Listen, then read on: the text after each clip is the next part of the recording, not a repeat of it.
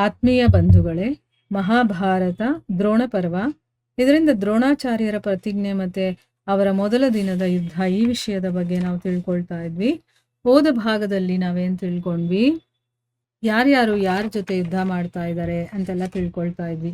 ದ್ರೋಣ ರಾಜ ದೃಪದನಿಗೆ ಬಾಣಗಳನ್ನ ಬಿಡ್ತಾ ಇದ್ರೆ, ದೃಪದ ದ್ರೋಣರಿಗೆ ಬಾಣಗಳನ್ನ ಬಿಡ್ತಾ ಇದ್ದಾನೆ. ಭೀಮಸೇನ ವಿವಂಶಿತಿಯ ಜೊತೆ ಯುದ್ಧ ಮಾಡ್ತಾ ಇದ್ದಾನೆ. ಮತ್ತೆ ಶಲ್ಯ ತನ್ನ ಸೋದರಳಿಯ ನಕುಲನ ಜೊತೆ ಯುದ್ಧ ಪ್ರಾರಂಭ ಮಾಡ್ತಾನೆ.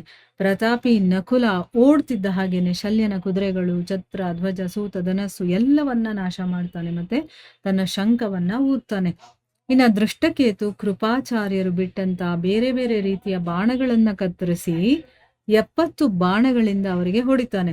ಮತ್ತೆ 3 ಬಾಣಗಳಿಂದ ಅವರ ಧ್ವಜವನ್ನ ಕತ್ತರಿಸ್ತಾನೆ. ಆಗ ಕೃಪಾಚಾರ್ಯರು ಬಹಳ ಬಾಣಗಳ ಮಳೆಯನ್ನ ಸುರಿಸಿ ದೃಷ್ಟಕೇತುವನ್ನ ತಡೀತಾರೆ. ಮತ್ತೆ ಅವನನ್ನ ಅತ್ಯಂತ ಗಾಯಗೊಳಿಸ್ತಾರೆ. ಸಾತ್ಯಕಿ ತನ್ನ ಬಾಣಗಳಿಂದ ಕೃತವರ್ಮನ ಎದೆ ಮೇಲೆ ಬಿಡ್ತಾನೆ. ಮತ್ತೆ ನಗ್ನಗ್ತಾ 70 ಬಾಣಗಳಿಂದ ಅವನನ್ನ ಗಾಯಗೊಳಿಸ್ತಾನೆ.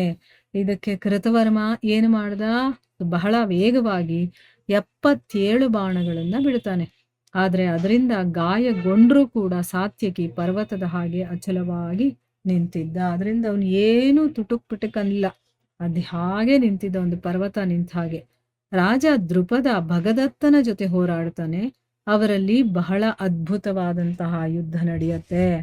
ಭಗದತ್ತ ಏನ್ ಮಾಡ್ತಾನೆ, ರಾಜ ದೃಪದನಿಗೆ ಅವನ ಸಾರಥಿಯ ಸಹಿತ ಹೊಡಿತಾನೆ.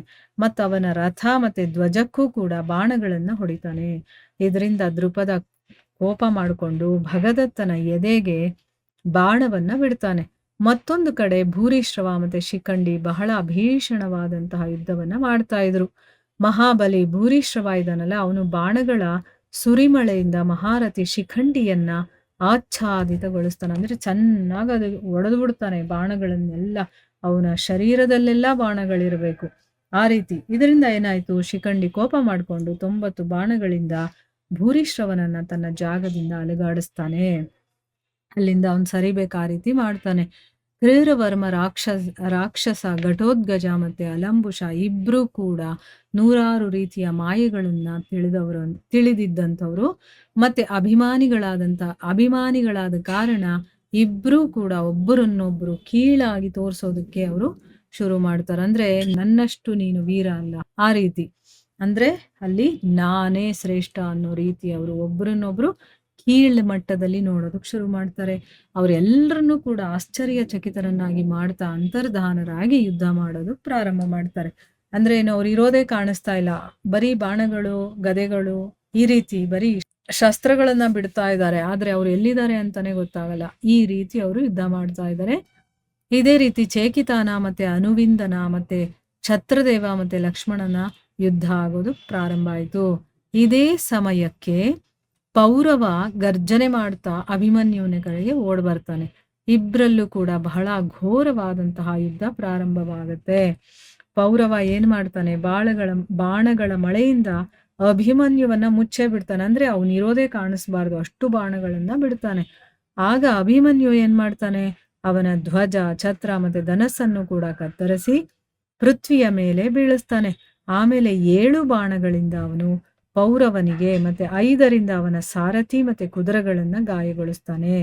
ಆಮೇಲೆ ಏನಾಯ್ತು, ಕತ್ತಿ ಗುರಾಣಿಯನ್ನ ತಗೊಂಡು ಪೌರವನ ರಥದ ಮೇಲೆ ಎಗರ್ತಾನೆ. ಮತ್ತೆ ಅಲ್ಲಿಂದಾನೆ ಅವನ ಕೂದಲನ್ನು ಕೂಡ ಹಿಡ್ಕೊಳ್ತಾನೆ. ಮತ್ತೆ ಒಂದು ಒದೆತದಿಂದ ಸಾರಥಿಯನ್ನ ರಥದಿಂದ ಬೀಳಿಸ್ಬಿಡ್ತಾನೆ. ನೋಡಿ ಯಾವ್ಯಾವ ರೀತಿ ಎಲ್ಲ ಯುದ್ಧ ಮಾಡ್ತಾ ಇದ್ದಾರೆ. ಬೀಳ್ಸಿದಷ್ಟೇ ಅಲ್ಲ, ಕತ್ತಿಯಿಂದ ಧ್ವಜವನ್ನು ಕೂಡ ಎಗರಿಸ್ಬಿಡ್ತಾನೆ. ಮತ್ತೆ ಪೌರವನ ಕೂದಲನ್ನ ಹಿಡ್ಕೊಂಡು ಎಳೆಯೋದಕ್ಕೆ ಶುರು ಮಾಡ್ತಾನೆ. ಜಯದ್ರಥನಿಗೆ ಪೌರವನ ಈ ದುರ್ಗತಿಯನ್ನ ನೋಡೋದಕ್ಕಾಗ್ಲಿಲ್ಲ. ಅದಕ್ಕೋಸ್ಕರ ಅವನೇನ್ ಮಾಡ್ತಾನೆ, ಕತ್ತಿ ಮತ್ತೆ ಗುರಾಣಿಯನ್ನ ತಗೊಂಡು ತನ್ನ ರಥದಿಂದ ಹಾರ್ತಾನೆ. ಜಯದ್ರಥ ಬರ್ತಾ ಇರೋದನ್ನ ನೋಡಿ ಅಭಿಮನ್ಯು ಪೌರವನನ್ನ ಬಿಟ್ಟುಬಿಡ್ತಾನೆ. ಮತ್ತೆ ತಕ್ಷಣ ರಥದಿಂದ ಎಗರಿ ಅವನು ಮುಂದೆ ಬಂದು ನಿಂತ್ಕೊಳ್ತಾನೆ. ಜಯದ್ರಥ ಅವನ ಮೇಲೆ ಪರಶು, ಪಟ್ಟಿಶ ಮತ್ತೆ ಕತ್ತಿ ಈ ರೀತಿ ಬೇರೆ ಬೇರೆ ರೀತಿಯ ಶಸ್ತ್ರಗಳ ಮಳೆಯನ್ನ ಸುರಿಸ್ತಾನೆ.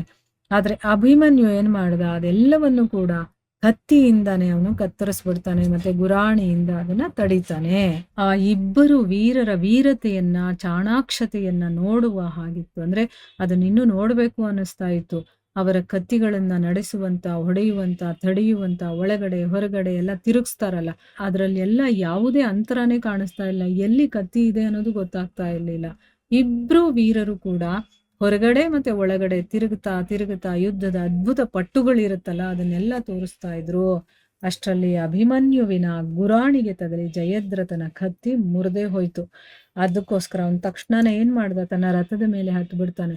ಇದೇ ಸಮಯದಲ್ಲಿ ಸಂದರ್ಭವನ್ನ ನೋಡ್ಕೊಂಡು ಅಭಿಮನ್ಯು ಕೂಡ ತನ್ನ ರಥದ ಮೇಲೆ ಹೋಗಿ ಕೂತ್ಕೊಳ್ತಾನೆ. ಈ ರೀತಿ ಇವರಿಬ್ಬರ ಯುದ್ಧ ನಡೀತಾ ಇದೆ. ಮುಂದೇನಾಗುತ್ತೆ ಅಂತ ನಾವು ಮುಂದಿನ ಭಾಗದಲ್ಲಿ ತಿಳ್ಕೊಳ್ಳೋಣ. ಹರೇ ಕೃಷ್ಣ.